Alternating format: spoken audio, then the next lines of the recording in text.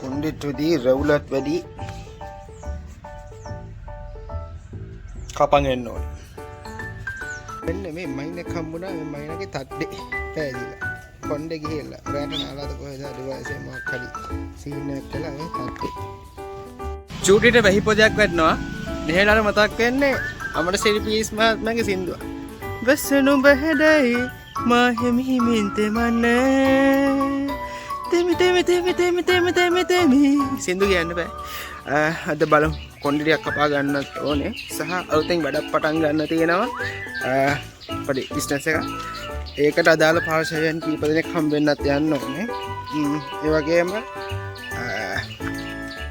රින් design රින් එකකට order එකක් පැටලා තියෙනවා. සිල්වර් රින් එකක් බ්ලූ ටොපෑස් ගලක් එක්ක. ඒක ඇවිල්ලා මම ඇඩ්වාන්ස් ගන්න කිව්වා. ඒක ඇඩ්වාන්ස් එක හම්බුනාට පස්සේ ඒකේ ඕඩර් එක දාන්න ඒක හදන්න වර්ක්ෂොප් එකට යවන්න වැඩිත් තියෙනවා. යා වීඩියෝ. සක්කිතින් එනවා යනවා. පොසොනොත් ආවා ගියා. බලන්න පාට වෙනස් වෙලා ඔක්කොම වෙලා ජීවිතේ යථාර්ථය ඔක තමයි. ඔක්කොම අන්තිමට පුස්සක්.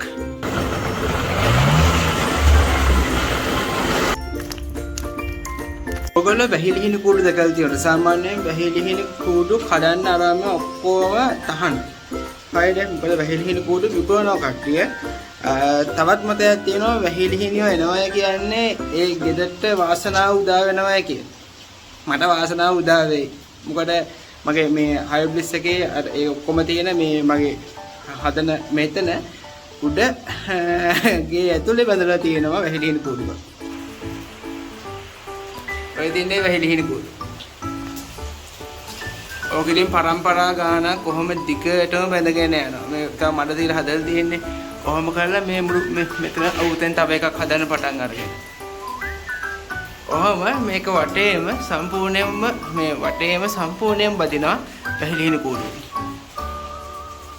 නෝ ඉතින් කරන වැඩවල හැටියට වාසනාව හරි උදා වුණත් ලොකු දෙයක්.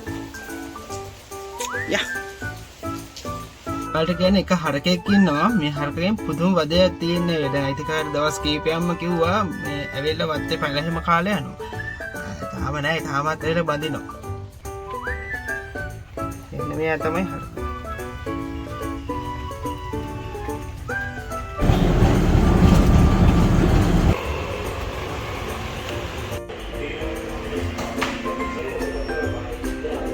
වැඩේ හරි කොණ්ඩේ කැපුවා. දැන් පොඩක් මනුස්ස පාරේ ඉන්නවනේ. යමු අනිත් ඇටියත් කරගන්න.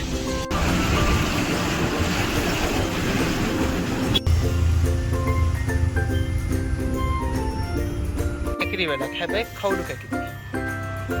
ඔය කුරුල්ලෝ කාලා පිටි දානවනේ කියන්නේ.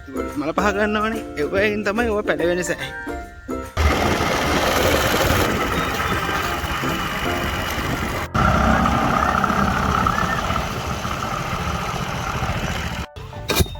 මේ පොළව ඒත්නේ කොච්චර වැදගත්ද කියලා දන්නවද?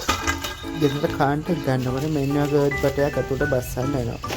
අපේ කාන්ට් එක ගන්න කයින් දැන්නේ හදන ඒත් බටේ. මේක ඉතින් අඩි 6ක්වත් යට බස්සන්නේ කියලා කියපු හින්දා ඔය ලොකු මරත් දවසේ බසයක් දැක්කේ. අරගෙන ඉතින් බැස්සුවා උඩට.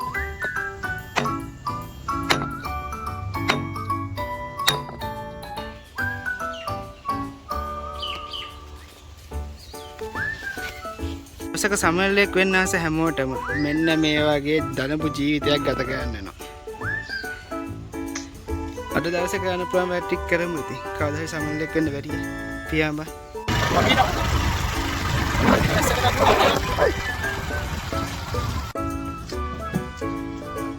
මසාලා රට කජුවකෙන් රුපියල් 200.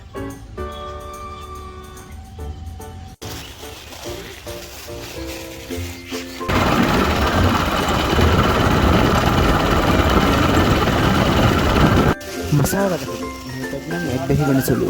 මසාලකට කොච්චර හොඳද කියන්නේ සෑහෙන කන්න පුළුවන්. කිලෝ එකක් දෙකක්වත් එකපාරට කන්න පුළුවන් જાතිය කියන්නේ. ජීවිතය කියන්නේ පැසිල්ලක්. පහ ජීවිතේ පොඩ ඉස්සරහට ගෙනියනවා.